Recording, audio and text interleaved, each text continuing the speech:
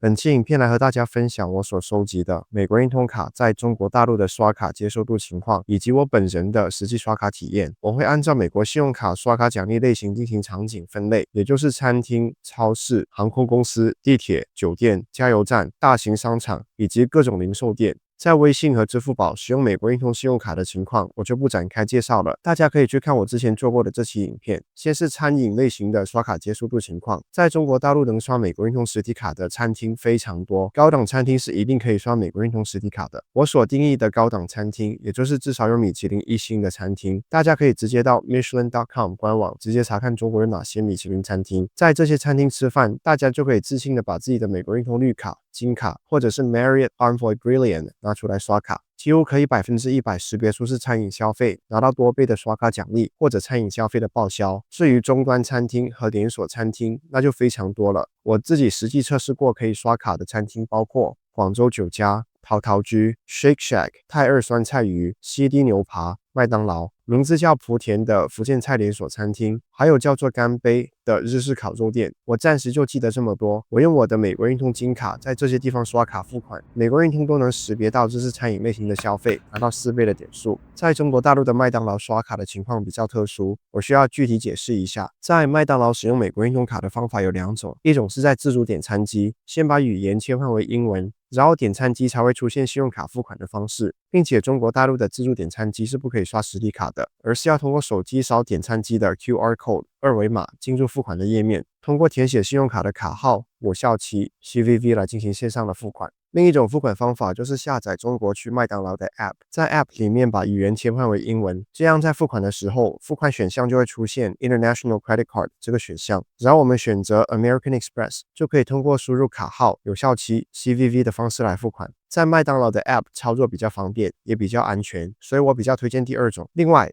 并不是所有的中国大陆的麦当劳都支持 International Credit Card 这种支付方式，少数麦当劳是没有的。至于 KFC 能不能刷美国运通卡，我不确定。我能确定的是，绝大部分的 KFC 门店都不行，因为 KFC 既没有可以刷信用卡的自助点餐机， KFC 的 App 里面也同样没有 International Credit Card 这种付款方式。我只是在个别城市的 KFC 机场店见到过有贴这种信用卡付款方式的贴纸，但是我并没有实际测试过在这些 KFC 机场门店用信用卡消费。希望有知道的观众朋友可以在评论区里面告诉大家。国际连锁酒店里面的餐厅也可以使用美国运通卡，比如说是万豪、希尔顿，但是在酒店里面的餐厅刷卡，商户类型并不是餐厅，而是酒店。比如我就多次在希尔顿酒店里面的餐厅吃饭，拿美国运通的 Hilton Honors 付款的话，可以拿到多倍的希尔顿点数，但是如果用美国运通金卡付款的话，就只能拿到1倍点数。所以如果你在希尔顿的餐厅吃饭，最好就是拿 Hilton Honors 的信用卡付款。在万豪里面的餐厅吃饭的话，就拿 Marriott Envoy 的信用卡来付款。关于星巴克、Starbucks， 我测试的样本不多，部分星巴克门店不接受 American Express， 个别接受的门店，我实际测试下来，就算刷卡之后，也无法识别这是餐饮消费，只能拿到最低一档的刷卡奖励。除了我刚刚提到的这些商户，下面这些是我在网上收集到的其他网友提供的情报，大家可以暂停影片，看看里面有没有你经常去的餐厅。关于超市和便利店，我就简单带过了，因为美国地区的美国运通卡超市消费多倍点数这一项刷卡奖励只适用于美国国内，在国外超市刷卡并不适用。我自己在中国大陆成功使用 Amex 刷卡的超市包括麦德龙，英文叫做 Metro， 以及这个名字我不会读的华润万家旗下的超市。中国大城市的机场里面的便利店基本上都可以刷美国运通卡，上海的全家便利店也可以刷美国运通卡。这些地方虽然能刷美国运通卡，但是没有多倍点数奖励，这是美国运通的巨大缺点。因为隔壁家的 Capital One 的 Saver 在美国以外的超市和便利店刷卡，基本上都能识别商户的类型，拿到 3% 的 cashback。